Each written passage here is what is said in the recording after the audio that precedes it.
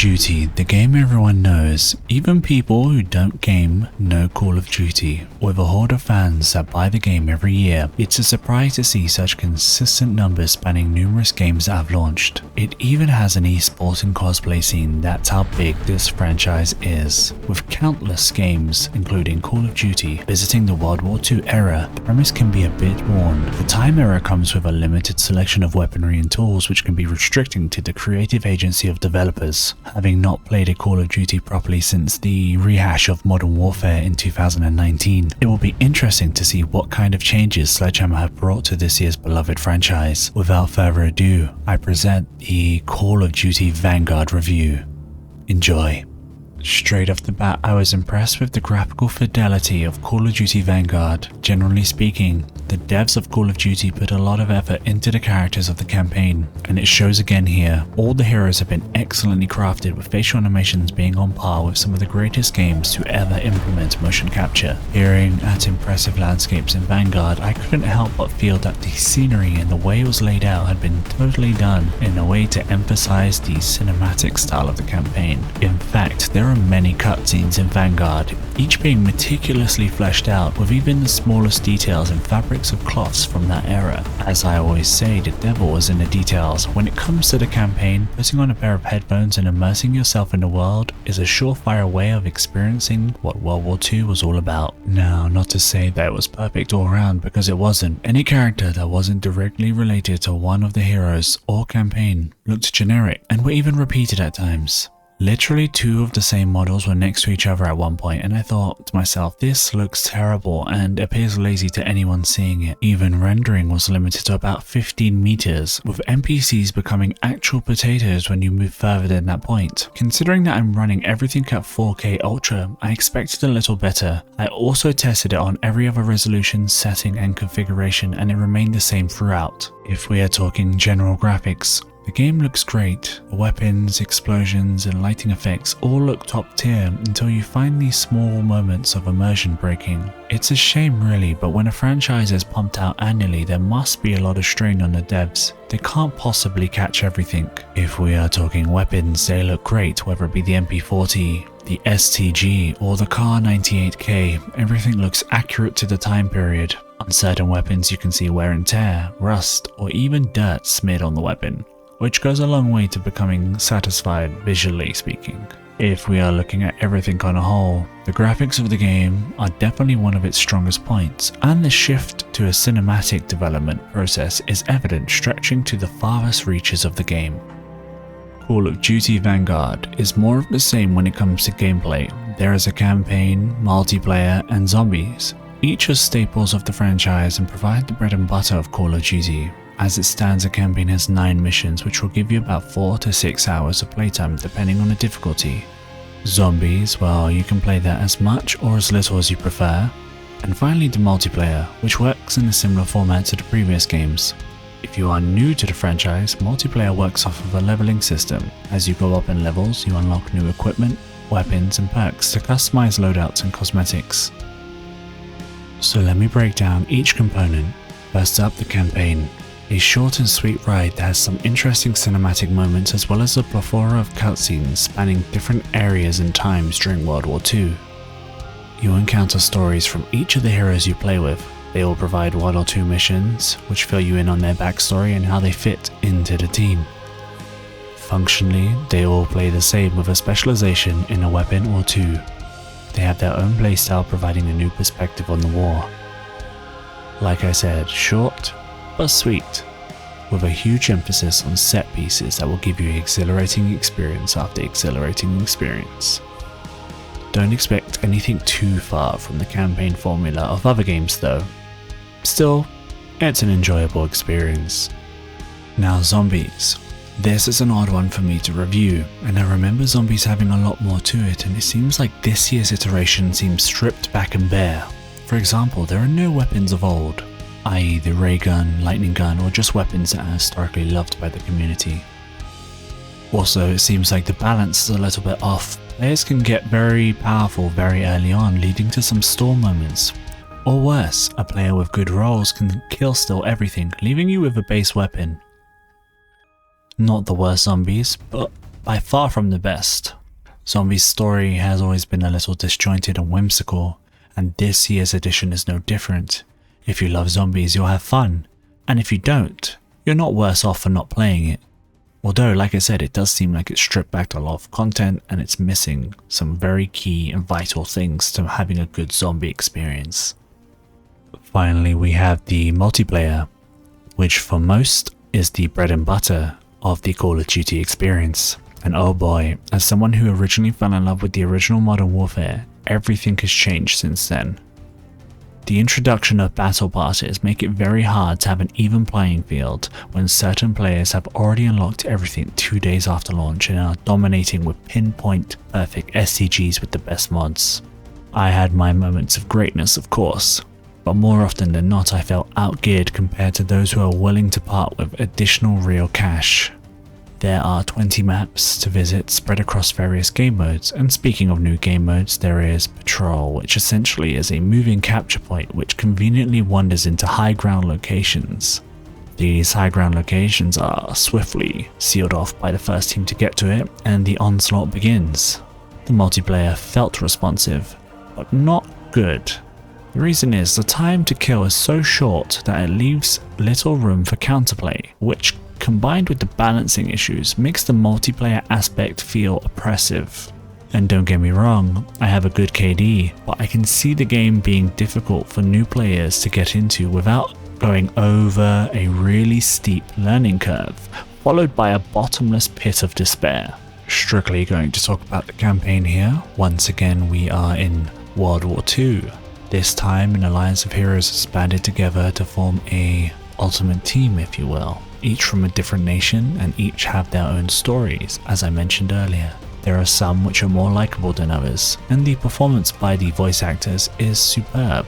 Multiple instances had me immersed in the cinematic cutscenes and had me rooting for the squad throughout the campaign. There was a great synergy between the actors, propelling the already worn narrative to new heights in my opinion. A couple of touching moments involving Polina's family only served to immerse me in her struggle even more. As we all know the ending for World War II, I know the narrative can only go so far with the liberties it takes. I can see the angle that Sledgehammer were going for, opting for a small elite squad separated from the main events of World War II, but ultimately the invisible chains of history limit the campaign's scope once again. The question is, which other history period can the Call of Duty games cover while still keeping it engaging for the hordes of players that purchase these games annually? Only time will tell.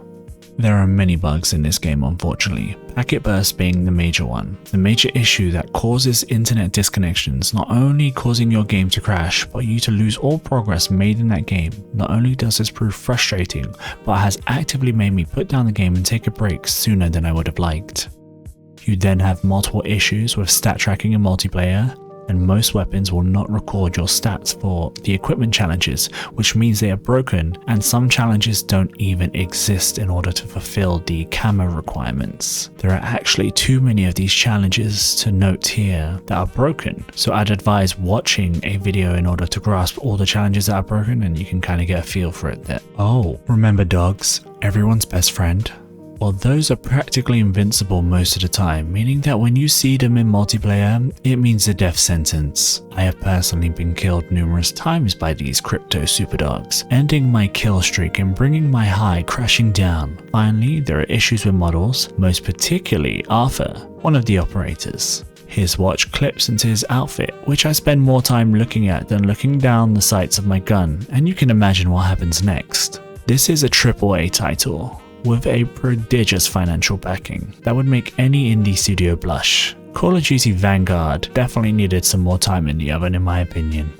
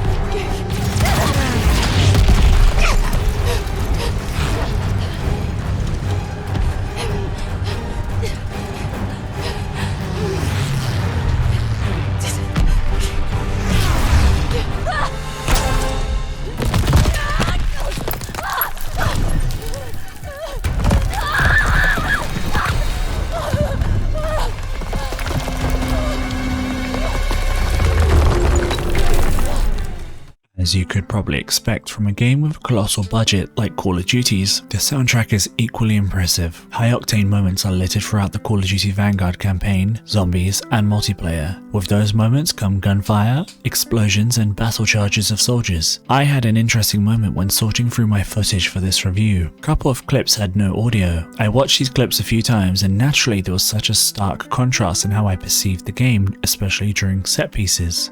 The sound design team have done a great job when creating believable sounds. The acoustics are phenomenal. For example, the shift from indoor gunfire to outdoor gunfire is very noticeable in a good way, as in this clip. I took the weight off your shoulder.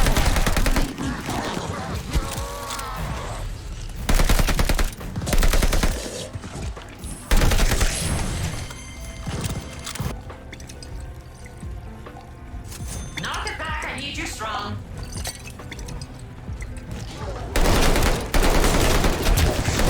Watch the body. Make it painful for your foes. This same level of detail exists in massive set pieces or skirmishes across multiplayer. You'd also be doing yourself a disservice if you don't wear a decent pair of headphones when playing this game. The 7.1 sound design in particular is tremendous, allowing you to hear granular details from all angles, which is particularly helpful when you're about to be gunned down by a 15-year-old player on stimulants playing as if his life depended on it. Sorry kid, experience and sound design triumph over reflexes. That you could Weapon sounds are visceral, whether it's a Browning machine gun or a bullet from an M1 Garand. You can hear the difference in caliber while it tears through an enemy, or they lose their bottom half to a grenade. I always enjoyed the more visceral aspects of first-person shooters, whether it be Doom or Call of Duty. Each have their own styles with soundtracks to boot. Overall, a really good job on sound design.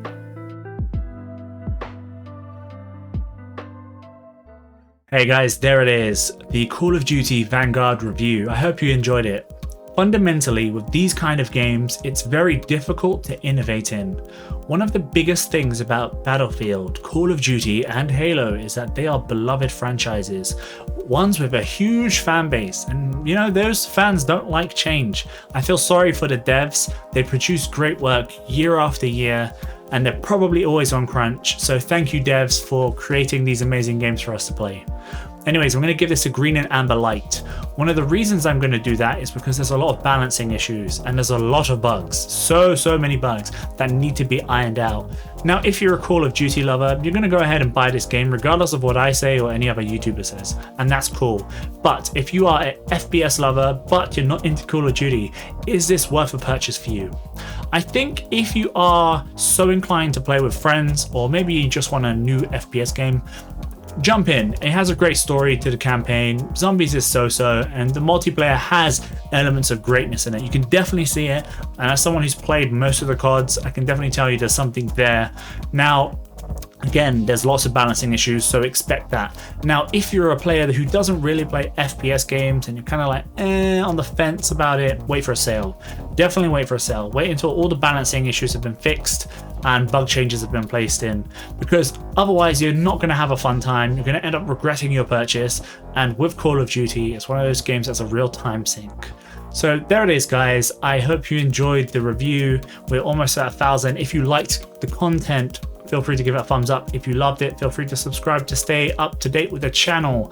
Thank you so much. This has been Alex. This is the Bearded Breakdown, and I'll see you on the next one. Bye.